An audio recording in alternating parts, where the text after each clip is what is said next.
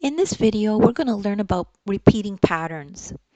So if we have a problem like this that says complete the pattern, and we have a pattern here and then two blanks.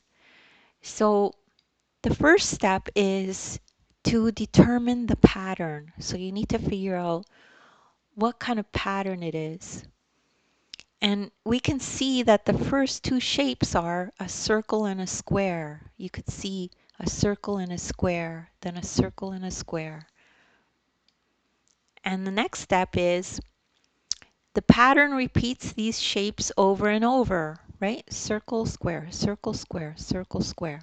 Same colors, right? Pink, blue, pink, blue, pink, blue, pink, blue. So here we could see that with the arrows, right? So the black arrow is the part that we're not going to fill in. So we know that the completed pattern is another pink circle and a blue square that goes here. So this is the completed pattern. And this is the first step in doing repeating patterns. And just check in the links in the description, you'll find other videos related to this that you could also look at.